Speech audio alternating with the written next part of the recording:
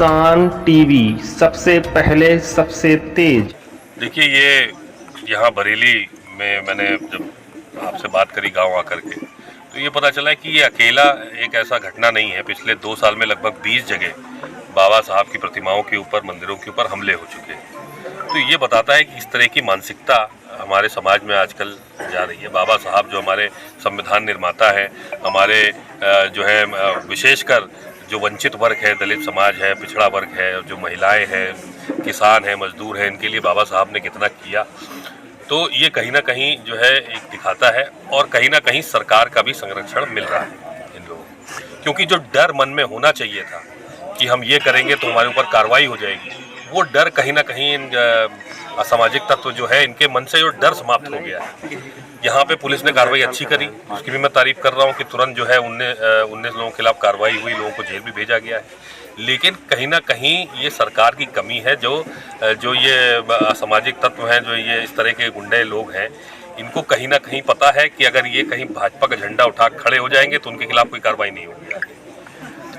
इसके अलावा क्या मांग है आपकी प्रशासन के अधिकारियों से इस मामले में? सबसे पहले तो जितने लोग इसमें हैं, जितने लोग ये गांव के लोग बता रहे हैं कि ये सब इसमें शामिल थे, सबको गिरफ्तार किया जाए, जेल में डाला जाए और कड़ी कार्रवाई हो। दूसरा ये है क्योंकि यहाँ 20 साल से यहाँ पे बाबा साहब की जयंती मनाई जाती है, तो इस जमीन को सरकार के द्वारा, एसडीएम साहब के द्वारा, डीएम साहब के द्वारा बाबा साहब के नाम सुरक्षित किया जाए, ताकि आने वाले समय में इसके ऊपर कोई अतिक्रमण या कोई विवाद ना हो, आगे का विवाद समाप्त हो जाए यहाँ पे। सर, जैसे कि ये देव स्थान की भूमि है, लेकिन इसी स्थान पर बाबा साहब की मूर्ति को लेकर विवाद है।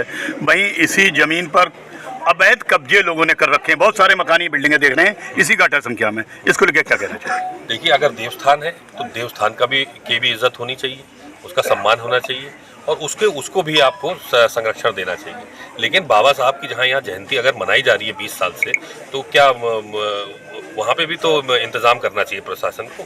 तो जो जितने भी हमारे सरकारी एसडीएम साहब हैं, डीएम साहब हैं, यहाँ के निरीक्षण करें और जो अगर अवैध कब्जा है तो उसको हटाएं। लेकिन अगर बाबा साहब के नाम जितनी ज़मीन है उसको कर दें। देवस्थान भी है तो देवस्थान का भी सम्मान करते हुए उसकी ज़मीन आप सुरक्षित करें।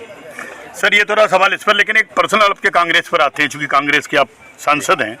उत्तर प्रदेश में कांग्रेस लगातार कमजोर होती चली जा रही है, क्या वजह है? अब तो बढ़ रही है, कमजोर होती चली जा रही थी 30 साल से, 32 साल से लगातार घट रही थी, ये बात मैं मानता हूँ। कहीं ना कहीं हमारी कमी थी, जो हम जनता तक नहीं पहुँच पा रहे थे, जनता के बीच में नहीं पहुँच पा रहे थे, लोगों से संपर्क टूट गया था। लेकिन माननीय प्रियंका गांधी जी ने जब से कमान संभाली है, अब तो नहीं है वो हमारी प्रभारी, लेकिन तब से जो बदलाव आए हैं और ग्राउंड पे जो काम करना शुरू किया है, उससे धीरे धीरे तेज़ हो रही है। आप स्वयं ही देख सकते हैं कि 1 सीट से 6 सीट हो गए, कई जगह बहुत कम मार्जिन से हारे हैं। तो जगह जगह आप देखें तो धीरे धीरे कांग्रेस का ग्राफ बढ़ रहा है और जमीन भी काम करके हम लोग आगे बढ़ेंगे। जिस ढंग से भाजपा की सरकारें, दोनों प्रदेश और केंद्र की सरकारें काम कर रही हैं, उनके बारे में क्या कहना चाहिए? देखिए, डबल इंजन सरकार पूरी तरह से फेल है। आपस में ही झगड़ करके ये लोग जो है अपना ग्राफ कम करे ले रहे हैं, चाहे मुख्यमंत्री जी हों, चाहे माननीय गृह मंत्री जी हों। तो लड़ाई के बारे में अब क्या ही मैं बताऊं, आप सबको पहले से ही पता है। लेकिन जिस तरह से ये लोग विकास कर सकते थे, दोनों जगह सरकार होने पे जिस तरह से विकास उत्तर प्रदेश में हो सकता था, उस तरह से बिल्कुल नहीं हुआ। बल्कि देखा जा रहा है कि पूर्ण रूप से भ्रष्टाचार ग्रस्त सरकार है। हर जगह इतना भ्रष्टाचार है कि अगर एक्सप्रेस वे भी अच्छा बन रहा है तो अच्छी तरह से नहीं बना पा रहे हैं। सब नॉर्मल डिस्ट्रिक्ट रोड की तरह वो एक्सप्रेस वे की रोडें हैं। क्या 2027 में कांग्रेस सपा के साथ गठबंधन करके चुनाव लड़ेगी? क्या लगता है? बिल्कुल, गठबंधन पूरा तरह से अभी भी मजबूत है। इंडिया गठबंधन के सारे हमारे साथी एक साथ है और गठबंधन यहाँ पे जारी रहेगा 2027 में भी। सीटों के बंटवारे की जहाँ बात है वो दोनों के हाईकमान तय करेंगे।